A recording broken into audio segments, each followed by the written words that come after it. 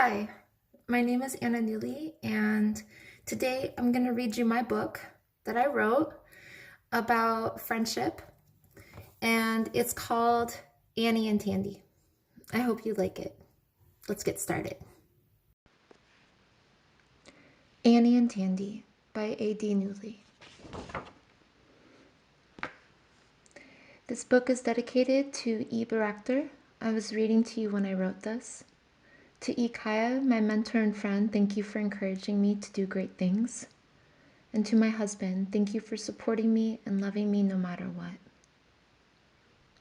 Dear reader, imaginations are like muscles. They slowly get soft and weak if you don't use them. They grow to unbelievable sizes and power if you do. Although I'm old now, maybe much older than you, I find that my imagination is still as important today as when I made my first mud pie. Please, my dear reader, don't let others trick you into only thinking about growing up, laundry, and washing dishes.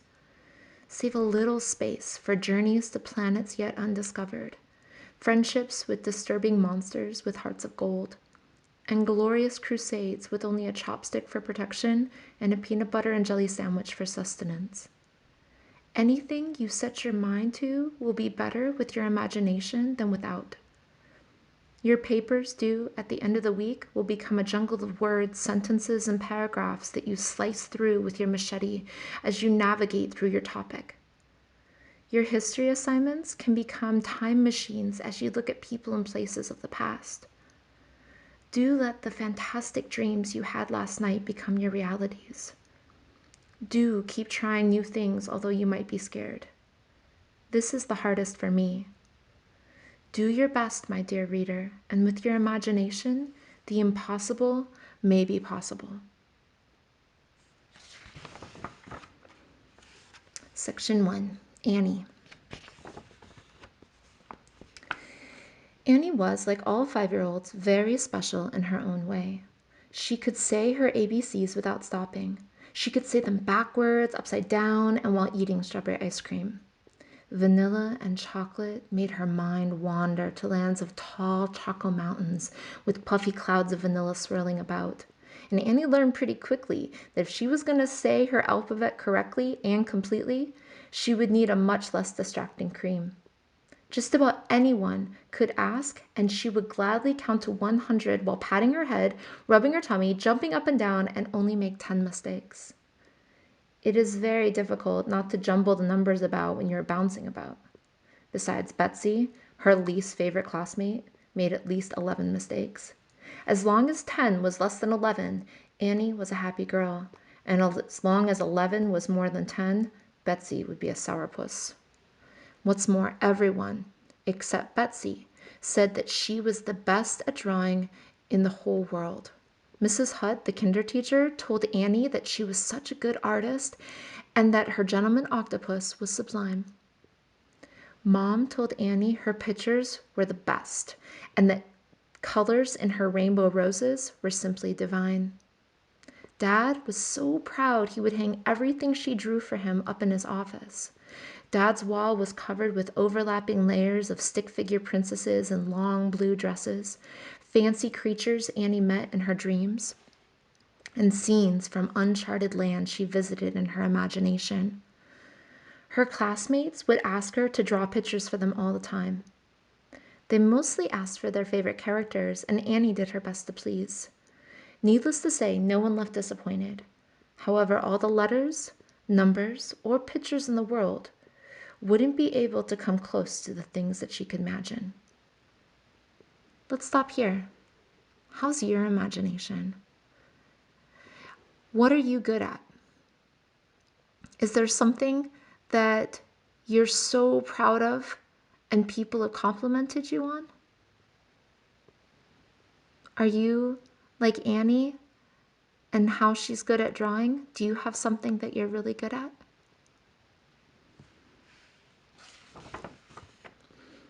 With her imagination, Annie could easily turn a gloopy glob of mud into the most delicious chocolates for her best dolls. They would beg her to make them chocolate all the time, but like a good mother, Annie knew they would have to wait till after dinner. When she used her imagination, Annie could turn moist sand from the playground into tall, elaborate cakes with dry sand sugar on top. Without even trying, Annie could have long conversations with all her stuffed animals and Barbie dolls about fashion, candy, and reasons why washing your face is a waste of time.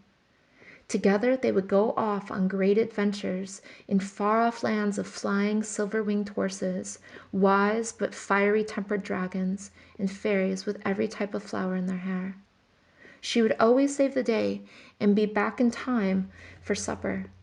Despite all this, the greatest thing that Annie ever created was her lion, Tandy. Tandy.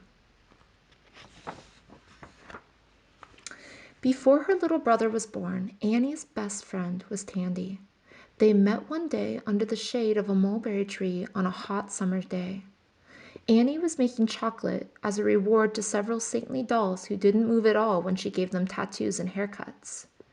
Tandy was lying on his back, paws in the air, soft, fluffy belly hair glistening in the sun. The glistening caught Annie's eye. The word chocolate caught Tandy's ear. And after introductions, their friendship began. Let's pause here for a second. Do you have a best friend?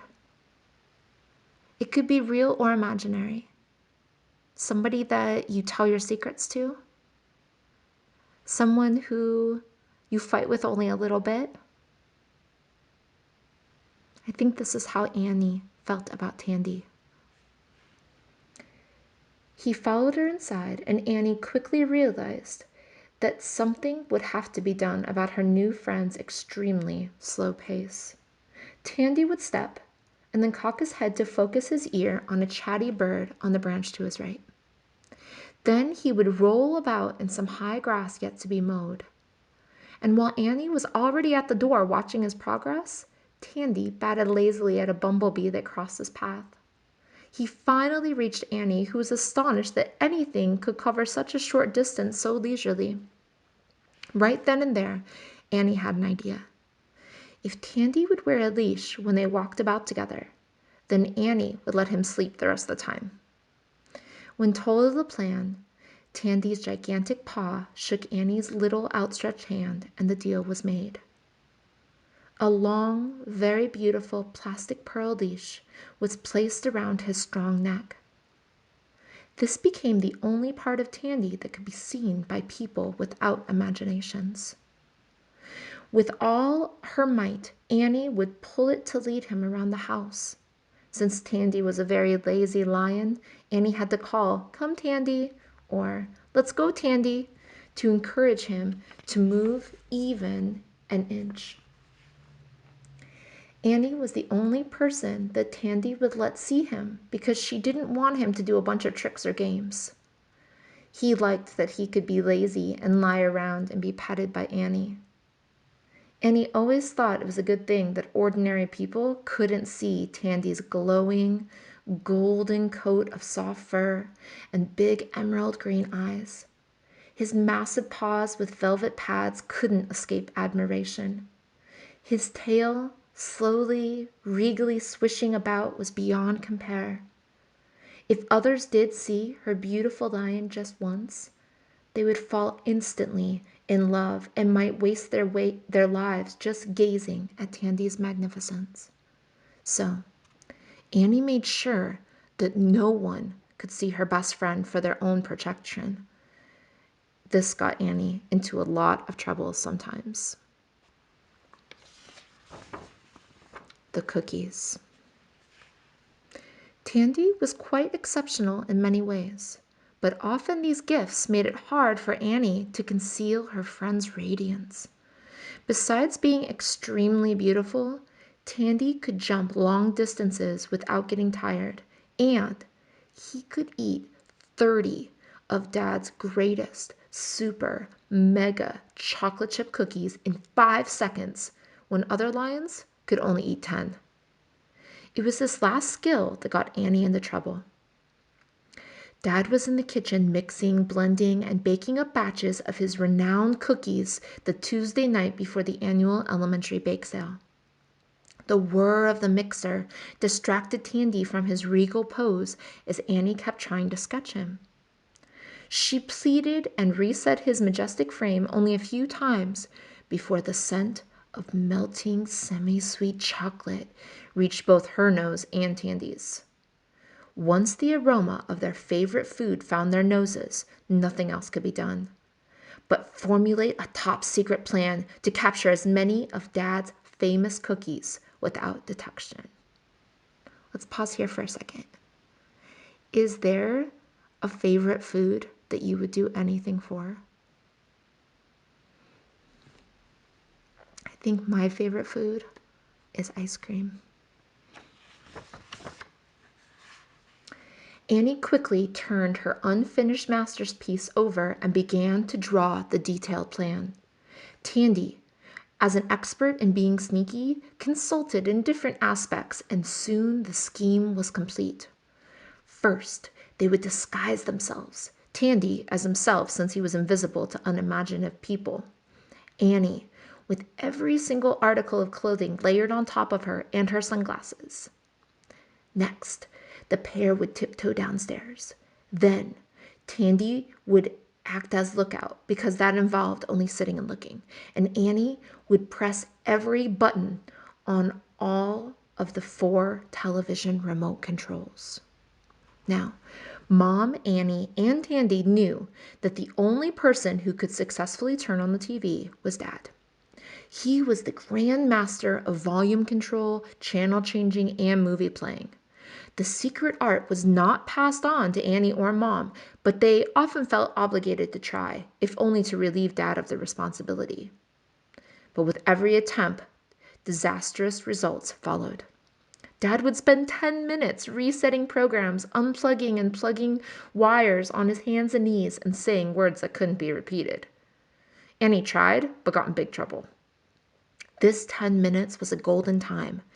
10 minutes was enough time to inch away from Dad, enter the kitchen, snatch warm cookies from the tray, begin deftly inserting them into the multiple layers of clothing, and then quickly sneak back up the stairs to the safety of Annie's bedroom.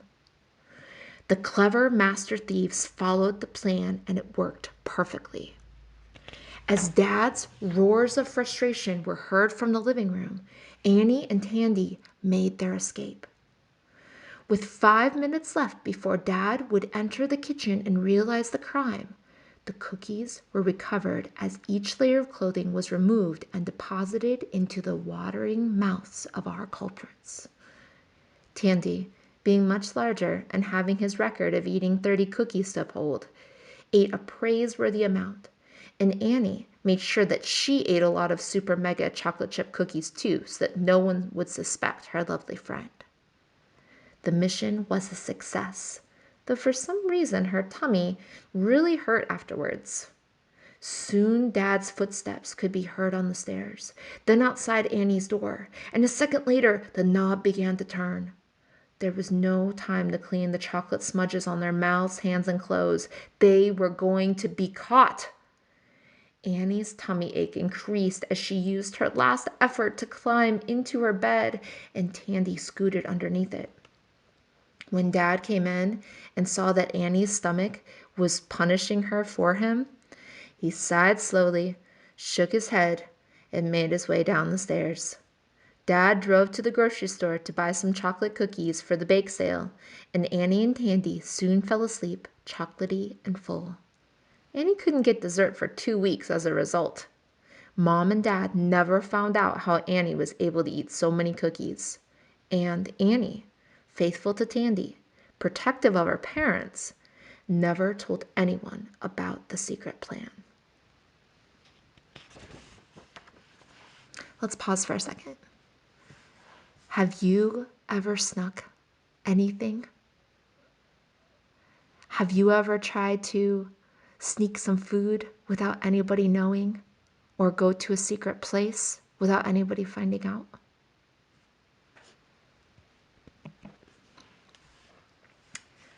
The bath. Upstairs to the right of Annie's bedroom was an often messy bathroom. Towels, brushes for teeth and hair were on the counter, but the focus of the space was a lovely white tub. It could hold an ocean, which was a good thing because if it didn't, some of Annie's toys would have to wait, and a good mother never leaves any of her kids behind. Every night, before important decisions like which pajamas to wear, which story to read, and which should come first, water or bathroom, Annie took a warm, bubbly bath. Mom didn't know it, but Tandy always snuck in when she wasn't looking. Annie didn't know how he did it. Sometimes it seemed as if Mom was looking right at him. First, as Mom opened the door, Tandy held his breath, walked on tiptoe behind her, then slowly moved behind the door. Annie followed, with her little hand over her mouth to keep from laughing and her eyes sparkling with fun. Then, as Mom began to fill the tub, Tandy moved like a jungle cat behind her, ready to pounce in the soapy clouds rising up from the bath. Annie copied his moves, ready to jump in at the same time. When Tandy was ready, he turned his golden head to Annie and looked at her with his deep, sparkling eyes. Annie counted to 3 on her fingers. Mom had no idea. Then splash, boosh, into the tub, and the night bath would begin. In the bath, herds of plastic ponies became seahorses. Dolls on dry land became mermaids in the sudsy water, and bottles that once carried ordinary shampoo or lotion now held secret potions. Annie liked baths, but Tandy loved baths. The bubbles and toys excited him. It was the only time he was not lazy. In the bath, Tandy would sing, tap dance, and blow bubbles the size of watermelons and only get all of the floor wet. Annie added to his performance with singing, hula dancing, and splashes the size of elephants so that her friend's identity would remain a secret. Mom yelled, turned red, a lovely shade according to Tandy, and attempted to stop the water display from proceeding. Her effort only got her clothes sopping wet and her hair dripping. At first, Mom thought the exuberant water show would stop after 1 or maybe 2 nights. But Tandy was a very special lion, and Annie loved her friend and would protect Mom with all her might. So quickly, Mom gave in to baths by raincoat. The moon. Tandy loved to go to school with Annie. The scent of waxy crayons and glue greeted him as he looked behind his friend. Hand-printed turkeys and paper leaves in fall colors decorated the door and large windows. The middle of the classroom had little chairs surrounding hexagon tables. Lovely bouquets of yellow pencils sprouted from each table of various lengths, and a neat row of little backpacks lined the wall. Everyone knew to leave a space between Annie's pack and Betsy's unless they wanted trouble. Mrs. Hutt made sure to leave a chair between them too. And while Annie would learn about colors and shapes, Tandy would lay on his back, stretch out his long furry legs, and sleep. When Annie was learning her letters and words, Tandy would lie on his tummy, tuck in his long furry legs, and sleep. But one day, when Annie was learning about the moon, Tandy sat straight up. His mane was extra golden and bright, and his eyes were extra sparkling. He then began to purr. The purr was soft when Mrs. Hutt told about the size of the moon. It grew to a small rumble when Mrs. Hutt told about the shape. And finally, when Mrs. Hutt told about the moon's distance from Earth and its view of all the stars, the amazing volume of Tandy's purr surprised Annie. Fearing that her friend would be finally noticed, she quickly began banging on everything she could to distract the class from her friend's loud, fantastic purr. She jumped on tables, not loud enough. She pounded on chairs, a bit better. She slammed books, that was the best. And it worked. No one suspected her friend. Mrs. Hutt sent her to the principal's office. Mom wore a frown and shook her head. Dad said no dessert after dinner. Betsy said she never knew books could make so much noise. It was then that Annie realized that she couldn't keep protecting everyone from falling in love with Tandy forever. Something needed to happen that would keep her from getting in trouble, protect her family and friends, and let Tandy stay lovely and lazy.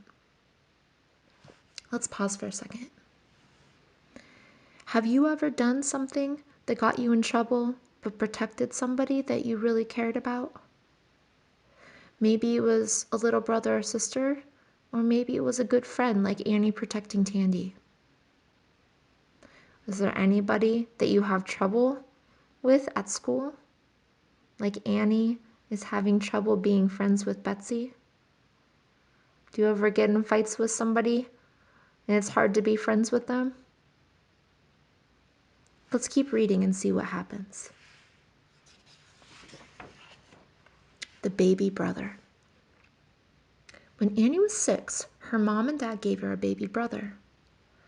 Annie knew she was going to get this present for a while because she could see him growing in her mom's belly. Annie didn't really know what a baby brother was like, but it sounded great. Mom said you got to play with him.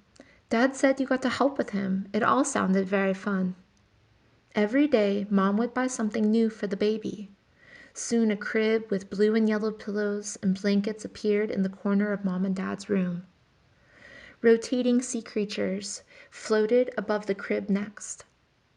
Cards began to slowly take over the refrigerator, and stockpiles of diapers grew to towers taller than Annie in the living room. Annie was so excited about getting a baby brother that she would talk to Tandy about him all the time. Tandy would just ask her to draw him another picture of the moon. She told all her friends at school that she was getting a baby brother. Mrs. Hutt finally had to ask her to stop talking when she was trying to teach. When Annie told people passing by she was getting a baby brother, Mom finally had to ask her not to talk to strangers.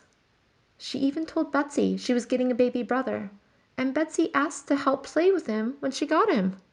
Annie was so surprised that she couldn't even imagine that.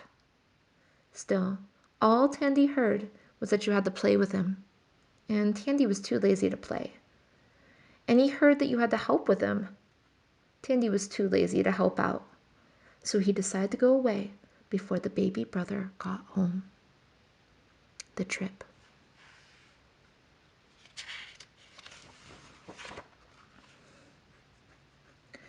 The day before the brother came home, Tandy told Annie that he had to go away. He told her that he needed to go somewhere where he could be lazy, and so he decided he would go to the moon. After hearing about it at school, he never forgot how wonderful it sounded and knew that's where he wanted to be. Annie was so sad she cried a little. She would miss her golden, green-eyed friend, but she understood that lions like Tandy must stay lazy. Tandy was so sad he roared a little. He would miss being petted and being lazy with Annie, but he had to go. Tandy knew that he would be lonely up there on the moon, but he also knew that he could lie around as much as he liked and sleep all day long. Annie told him she would blow him a kiss every time she saw him, and Tandy said he would catch it and save it in his pocket until they saw each other again. Tandy left at night so he could see where he had to go to reach the moon. It was large and orange and made Tandy's mane glow just a little brighter as he prepared for his journey. Annie stood outside her house to watch him leave. Her cheeks were wet from salty tears she kept brushing away as she tried to smile. She knew her friend was going to be happy. She knew her family and friends were going to be safe. He took one big, gigantic, enormous jump, soared through the stars, and landed on the moon. When he turned around, he saw Annie down below, waving and blowing kisses to him. So he quickly caught all of them and put them in his pocket. Let's pause for a second. Did you ever have a friend that had to move away? Or maybe you moved away and you weren't able to see your friend anymore? How did you feel better? What do you think Annie's going to do? Let's find out. Betsy. Two things happened after Tandy left for the moon. First, Annie found out what a baby brother was like, and most of the time, he was really great. The rest of the time, he was just really stinky and messy. The second thing that happened was that Annie began playing with Betsy. The day Annie was sent to the principal's office truly impressed Betsy. Soon after Tandy left for the moon, Betsy gathered her dolls. A good mother never leaves her children behind. Put on her favorite green cowboy boots and brought over two of her mom's awesome, fluffy, pillow soft cupcakes. One was for Annie and one was for herself. Betsy rode her bike down the street with her dolls in the front basket, the cupcakes in Tupperware, and her green boots pedaling determinedly. Annie had to admit that Betsy was a good mother.